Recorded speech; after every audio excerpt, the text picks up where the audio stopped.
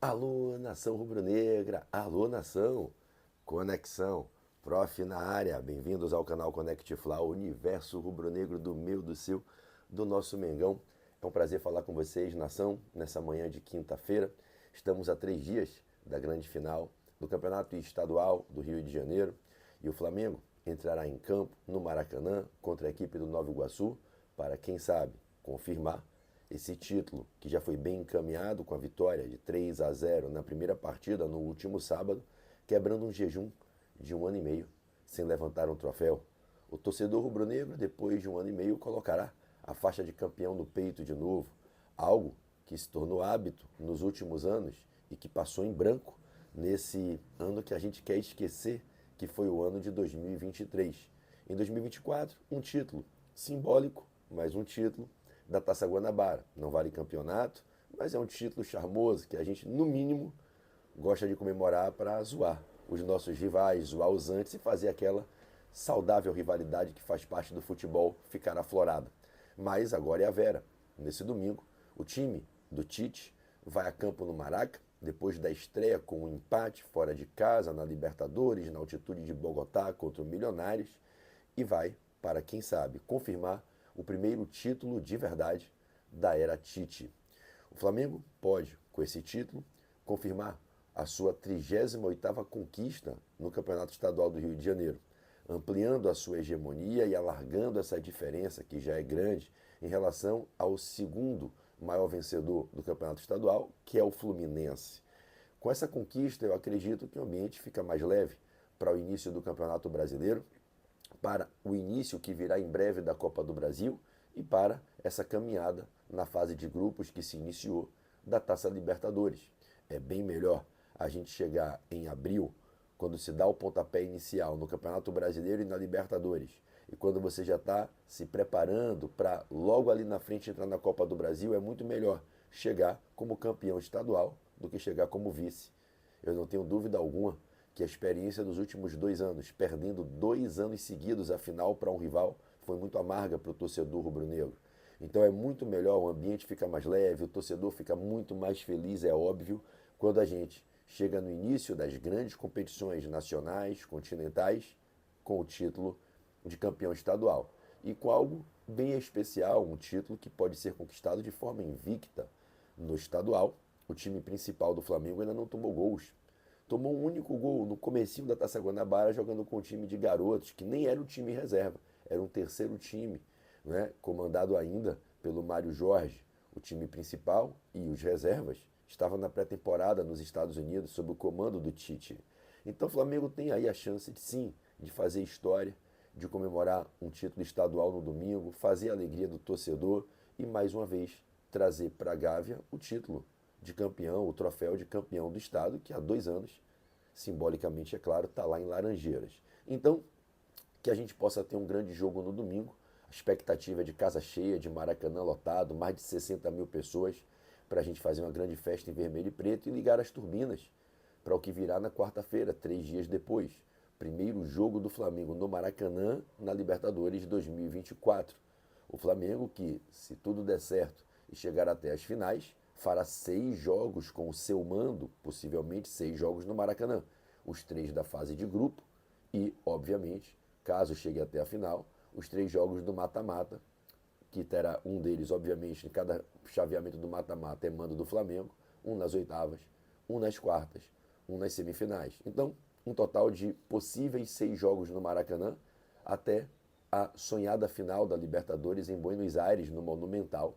Tomara que o Flamengo faça esses 6 jogos no Maraca, que sejam 6 grandes vitórias, 6 grandes noites, 6 grandes vitórias, e que esse início seja fabuloso na próxima quarta-feira, daqui a menos de uma semana, contra a modesta equipe do Palestino. E eu falo modesta sendo aqui, obviamente, respeitoso, mas é uma equipe de menor poderio, de menor expressão, de um elenco com menor qualificação, com menos experiência em competições intercontinentais, continentais. Então, o Flamengo tem, eu diria, a obrigação de não apenas vencer, mas de fazer um grande jogo, mostrar um bom futebol, fazer bom saldo para tentar brigar no alto da classificação geral da Libertadores pelas primeiras posições para conquistar a vantagem no mata-mata. A gente sabe como é que funciona. de poder decidir os confrontos em casa por ter melhor campanha que os rivais. Tomara que isso ocorra e que o Flamengo possa conquistar uma grande vitória na próxima quarta-feira também contra o Palestino e chegar a 4 pontos. Empatou com o Milionários no primeiro confronto. Se vencer o Palestino, vai a 4 pontos e provavelmente pode ter a chance de dormir na liderança do grupo. Bem, a grande dúvida que fica nesse momento é como o treinador Tite fará a gestão do elenco, a administração do aspecto físico, do aspecto da gestão de grupo, para colocar em campo os jogadores. O Flamengo, a partir desse domingo, fará em apenas 8 dias 3 partidas. O Flamengo fará em 11 dias 4 jogos. Então é preciso ter agora a sabedoria de analisar como escalar esses jogadores para que todos possam estar rendendo, que não se perca nenhum por lesão, por fadiga, né, por um desgaste físico excessivo que gere algum problema muscular. A gente tem acompanhado o trabalho muito bem feito da preparação física do Flamengo. O Flamengo começou o primeiro trimestre voando em campo, muito acima do que realmente entrega no primeiro semestre, normalmente. Nos anos anteriores é incomparável, né, como o Flamengo veio com esse trabalho aí do Fábio Macheridian, voando em relação a como era o Flamengo no mesmo momento do ano, em anos anteriores.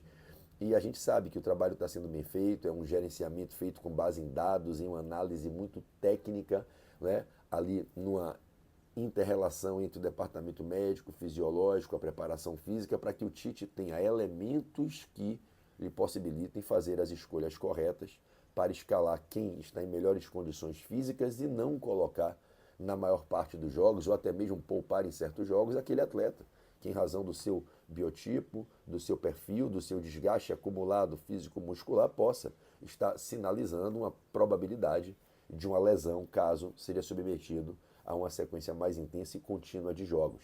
Então fica uma grande dúvida como o Tite escalará o Flamengo.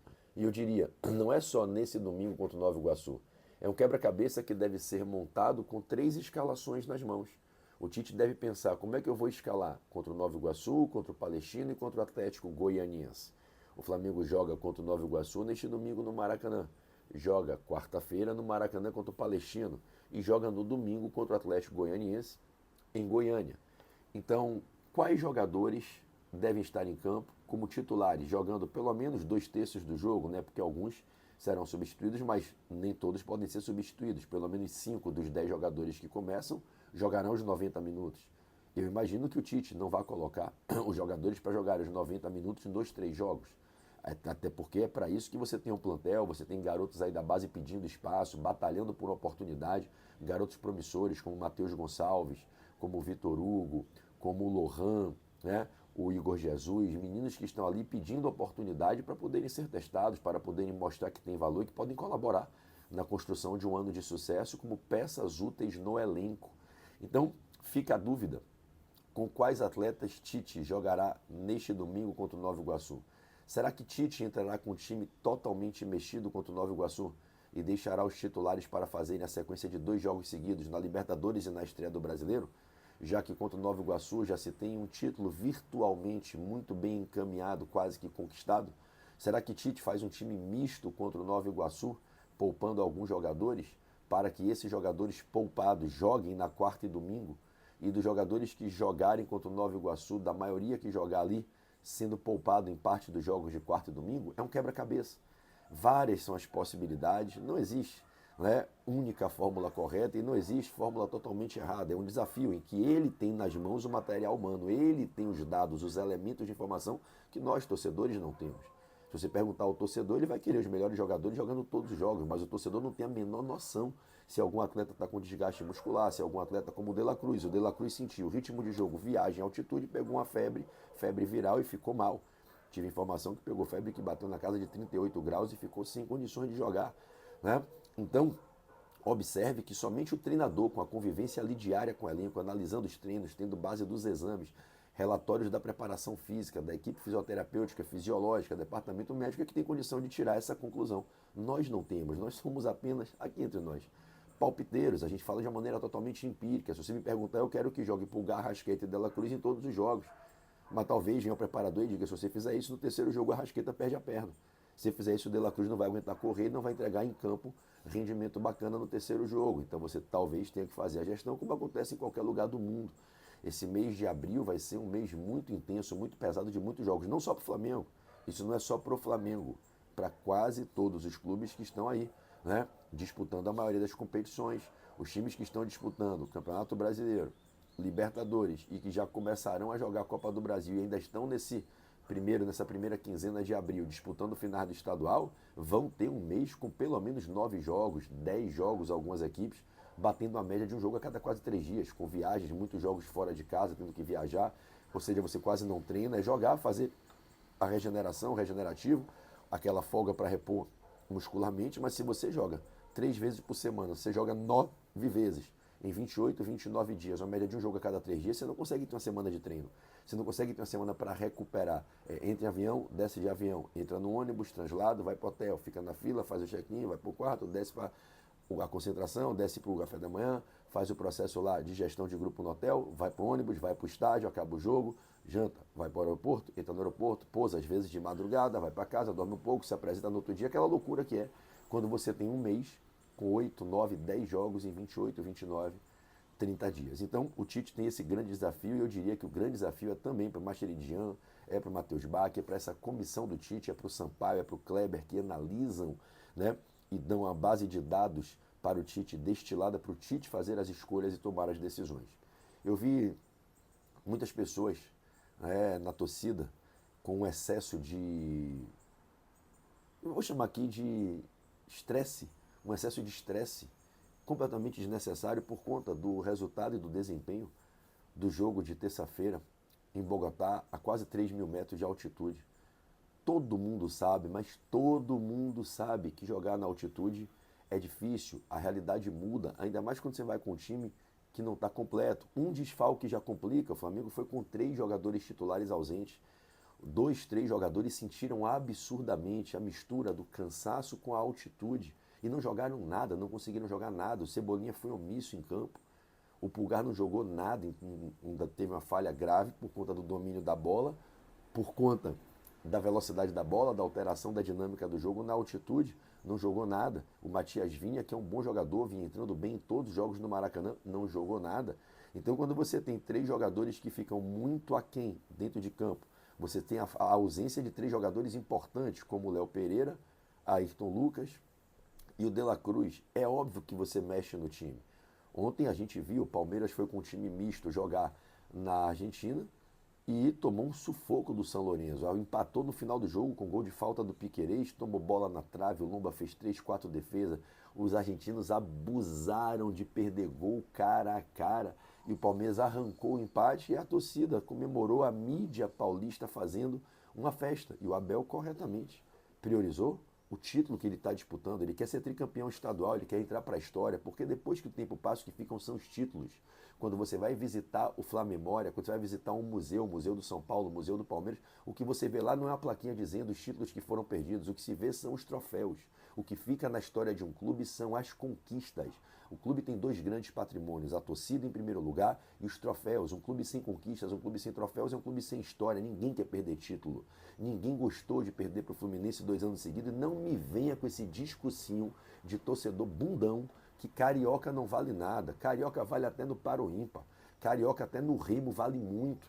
Não é até no Remo, respeitando-se o Remo e a regata do Flamengo, vale muito. Então ninguém quer perder título, né? Ontem o Fluminense estreou contra o Sporting Cristal, que a gente também já estreou enfrentando eles e metendo 2-0.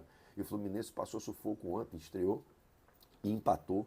Estava perdendo até boa parte do segundo tempo, arrancou um gol no escanteio, numa bola parada e voltou com empate. O Grêmio jogou na altitude e tomou 2, botou um time reserva evidente, fez o que a maioria dos times tem feito ano passado.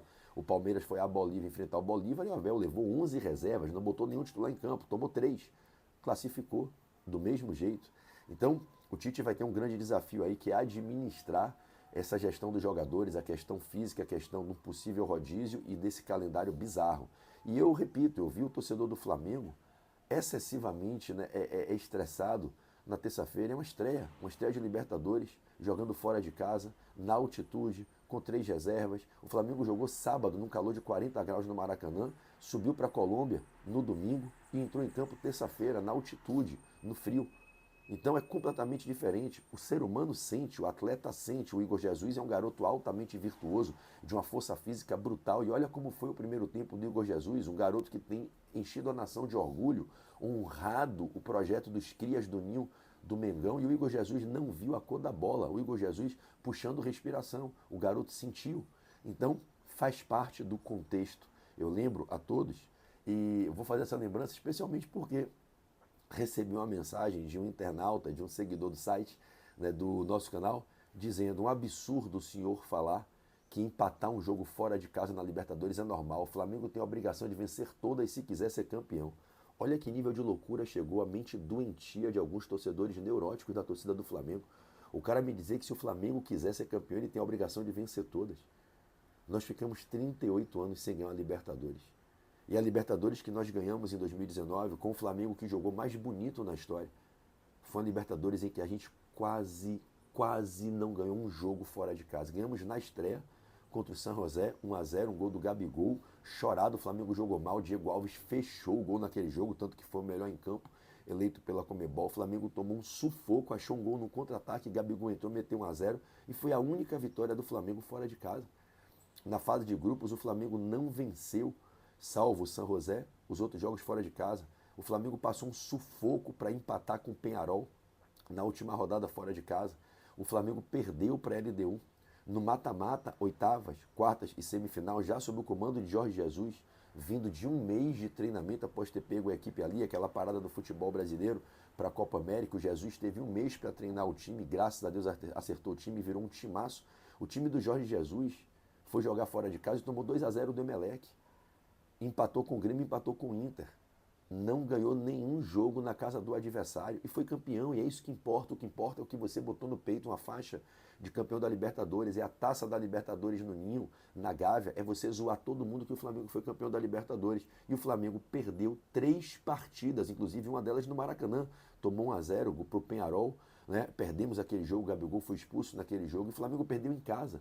Né? Ah, mas o Abel Braga era o treinador na fase de grupos. Era. Mas as 3 derrotas que a gente teve não foram as 3 com o Abel. A gente perdeu com o JJ, escalando Rodinei e Rafinha. Rafinha de ponta direita, de meia ponta, lá em Quito. E a gente toma 2-0 do Emelec, um 2-0 que ficou barato no jogo em que o Diego se machucou. E enfim, a partir dali entrou o Gerson e o meio de campo decolou. Então, é para você parar, respirar, não permitir que essa galera muito louca, bicho. Tem muita gente neurótica na internet. A Flamimimi tá já querendo botar as manguinhas de fora no ano que o Flamengo está invicto. O Flamengo não perdeu para o Milionários, o Flamengo não foi amassado, pressionado, massacrado. Se olha o jogo do Palmeiras ontem, no nível do mar, em Buenos Aires, o Palmeiras tomou um amasso do São Lourenço com a equipe mediana na Argentina. Eu não estou falando de River Plate, eu não estou falando do Racing Argentino Júnior, que vem fazendo campanhas muito boas, eu não estou falando do Vélez, eu estou falando do São Lourenço. Uma equipe que hoje no futebol argentino está na segunda prateleira e deu um amasso no Palmeiras. Aí você vai dizer, ah, mas era um time misto do Abel. Dane-se, o Flamengo também jogou com 3 desfalques. 3 desfalques importantes. O Flamengo jogou a quase 3 mil metros de altitude. Então isso faz parte. E você acha que o Abel, que a torcida do Palmeiras está preocupado? Tá nada, foi lá, buscou um ponto e voltou para casa. O Diniz está comemorando o pontinho que ele arrumou contra a mediana equipe peruana, que também deu um calor no Fluminense. Isso é Libertadores. Libertadores se ganha. E você ganha a Libertadores quando você vence seus jogos em casa e pelo menos empata seus jogos fora. Se o Flamengo na fase de grupos vencer os 3 jogos em casa e vencer os 3 jogos fora, ele vai a 12 pontos. Possivelmente, vencer em casa e empatar fora, possivelmente vai classificar. Posso garantir que classifica com 12? Não, mas possivelmente classifica. Agora, se o Flamengo vencer pelo menos um jogo fora, que é o jogo contra o Palestino, que seria a equipe potencialmente mais fraca do grupo, na teoria pelo menos, o Flamengo vencendo os 3 em casa, 9, vencendo esse jogo fora com o Palestino, 12, já trouxe o empate da altitude de Bogotá, 13, se empatar na Bolívia, em La Paz, que é para mim o compromisso mais difícil de todos, 14. Ano passado o Inter passou um sufoco em La Paz contra o Bolívar. Recentemente o River Plate passou um calor, passou um sufoco contra o Bolívar. O Palmeiras perdeu para o Bolívar em La Paz. Então, o Flamengo tem que saber administrar um grupo em que, infelizmente, ele pegou 2 jogos em que você vai jogar um jogo a 2.600 metros acima do nível do mar, outro a quase 4.000, em que todo mundo que vai lá passa sufoco. 85% das equipes visitantes são derrotadas em La Paz. Isso é estatística, isso não é opinião. Então, a cada 10 jogos em La Paz, a cada 100 jogos, 85 a equipe da casa vence, e vence pela imposição física, ainda mais quando é um time de qualidade, bem treinado como é o Bolívar, que ano passado chegou nas oitavas e por pouco não foi para as quartas. Pegou o Internacional numa fase excelente, que poderia ter sido campeão, não fosse o Valência que entregou o título para o Fluminense. Então, eu imagino que o Flamengo vai ter aí um desafio pela frente, conseguir chegar, e quem sabe, a 14 pontos. Se conseguir esse empate em La Paz, com o empate da Colômbia, 2 pontos, vencendo os outros 4 jogos, faz 12 e vai a 14. E com 14 pontos vai classificar entre os 4, 5 primeiros, possivelmente. Bem, agora é a gente aproveitar esse fim de semana, comemorar o título carioca, que se Deus quiser virar, eu tenho fé que o Flamengo não vai pagar um vexame histórico a la Cabanhas, que a galera mais antiga com certeza vai lembrar, América do México e Flamengo, né? Eu fui para aquele jogo no México, rapaz, 4-2 para o Flamengo, a gente volta com a sensação de estarmos classificados, ainda tinha a época o gol fora valendo como critério de desempate, o famoso aspas, gol fora vale 2, e o Flamengo mete 4 no América do México lá, e no jogo da volta, comemoração do título estadual contra o Botafogo, festa de despedida para o Papai Joel, o Flamengo me toma 3-0 no Maracanã com 3 gols de Cabanas. Então, a gente nunca pode ignorar o poder desgraçado que muitas vezes o futebol tem de pregar peças. Mas eu sinceramente não acredito numa remontada do Nova Iguaçu, sequer numa vitória da equipe da Baixada. Acho que o Flamengo jogando com seriedade, com o Maracanã cheio, com 60 mil pessoas empurrando ou mais, o Flamengo vence esse jogo. E agora vamos comemorar no fim de semana.